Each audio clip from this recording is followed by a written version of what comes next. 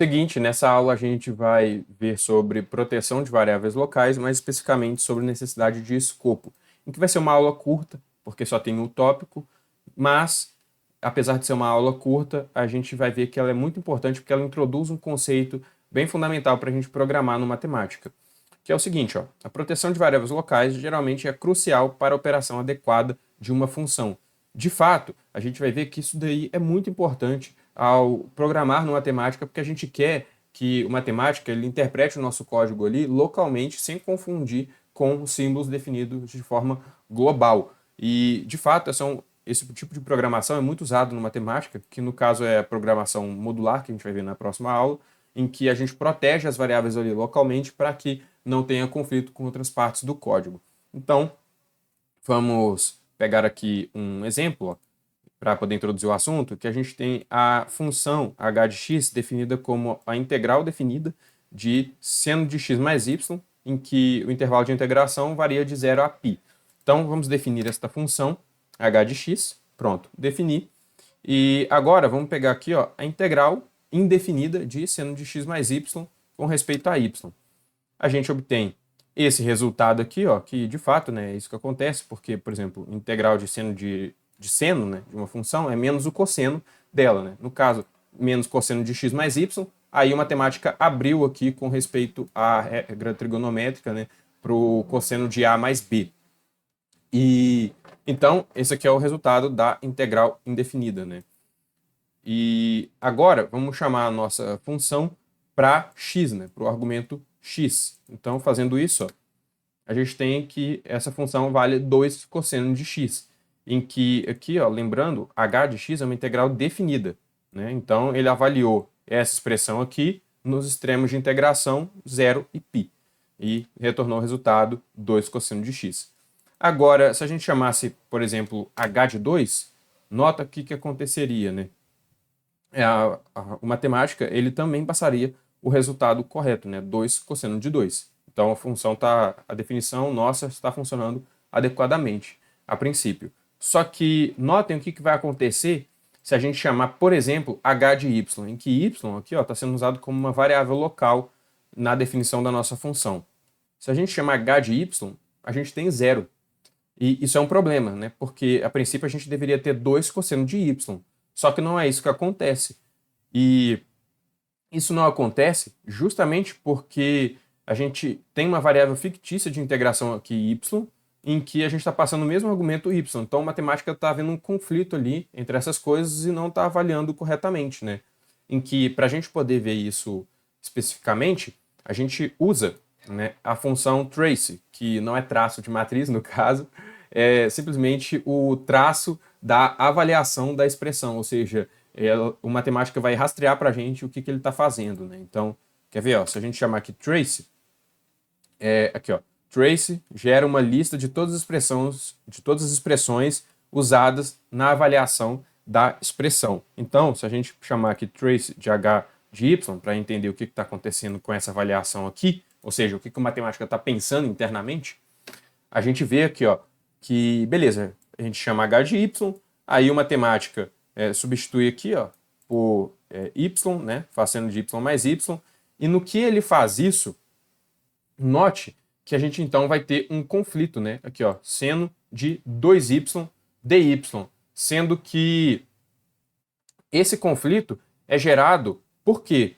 Porque o y, ele substitui o padrão aqui, ó, x, né, muito cedo na sequência de avaliação e ele é confundido com a variável de integração. De fato, é isso que a matemática está fazendo, né? Ele está confundindo o y que a gente passou com a variável de integração.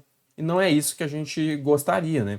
A gente gostaria que a matemática não confundisse, porque aqui, ó, o y é simplesmente uma variável de integração que a princípio deveria ser qualquer.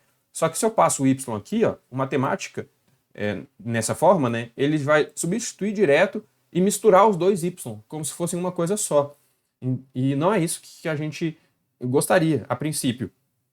Então, para resolver esse problema, a gente tem que usar a função module, que protege a variável fictícia y, que seria a variável de integração. Né? Aqui, ó, de fato, o comando module ele fornece um método para encapsular uma sequência de comandos junto com uma declaração de variáveis locais. E a gente vai ver que o module é uma função da matemática muito útil para encapsular códigos e para construir códigos muito complexos e de forma bem assim curta, né? Então, por exemplo, a gente encapsula todo um código em um module e a gente pode depois chamar essa função sem precisar recorrer a todas as suas definições. Então, a gente tem uma forma bem útil de construir códigos via um module que a gente vai trabalhar com ela com uma certa recorrência ao longo do curso, né? E, de forma geral, como é que é a função module, né? A gente tem aqui as variáveis, né, passadas através de colchetes, e a gente tem aqui o corpo da função, né, em que esse vars aqui é uma lista de variáveis locais e body é o corpo da função que consiste de uma sequência de comandos separados por ponto e vírgula. E o resultado final vai ser a saída da última instrução, desde que não seja finalizada por um ponto e vírgula.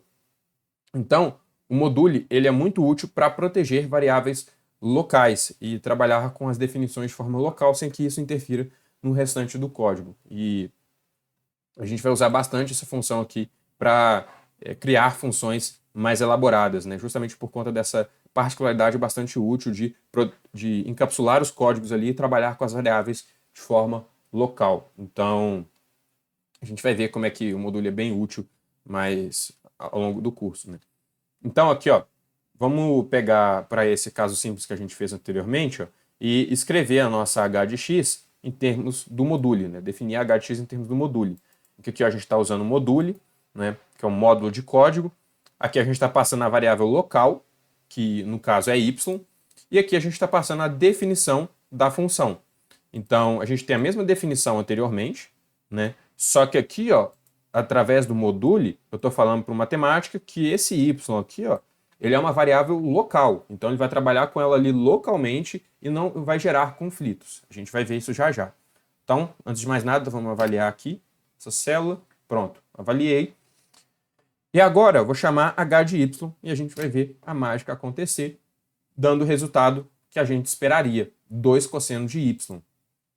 E por que isso acontece? Porque o module, né, ele trabalha com o y aqui, ó, localmente, né? Ele não cria problemas, dado que ele está interpretando o y de forma local. De fato, se a gente chamar aqui, ó, trace de h de y, a gente vê explicitamente o que está acontecendo. Aqui, ó, notem o seguinte, aqui a gente tem h de y e aqui a gente tem o nosso código, né? O module em que, repara que aqui, ó, à frente do y é introduzido um cifrão. E aí, ó, na próxima linha de código, ó, que é quando ele vai avaliar o que está acontecendo, né? Repara que ele introduz aqui, ó, y, um cifrão e um código aqui. Esse código ele é único a cada vez que a gente avalia o module. E é por isso que o matemática ele não gera conflitos, porque ele entende que apesar da gente ter passado o y aqui, ó, que a princípio já estava dentro da integral, esse novo y que a gente passou, ele é uma variável nova, ele é uma variável local. E isso daí, dado isso, ele não vai gerar conflitos, mesmo que eu passe, por exemplo, o h de y aqui, né? Em que, de fato, por exemplo, se a gente reavaliar isso aqui, a gente vai ver que o matemática ele vai dar um novo código para essa função. De fato, eu vou até anotar o código aqui só para vocês verem. O código é 46361. Repara o que vai acontecer se eu chamar trace de h de y de novo. Mudou o código. Mudou o código. Então, a cada avaliação do module, a matemática gera um código novo para a variável local e, com isso, ele consegue interpretar que essa variável é local e ele não gera conflitos com, por exemplo, o argumento que eu passei, né, que é y, que a princípio é o mesmo, né, que já estava aqui na função. Então, deixa eu apagar isso aqui. E, bom, se eu perguntar para o matemático o que é y, né, ele fala para mim que y é um símbolo global, né, ou seja, não tem definição nenhuma.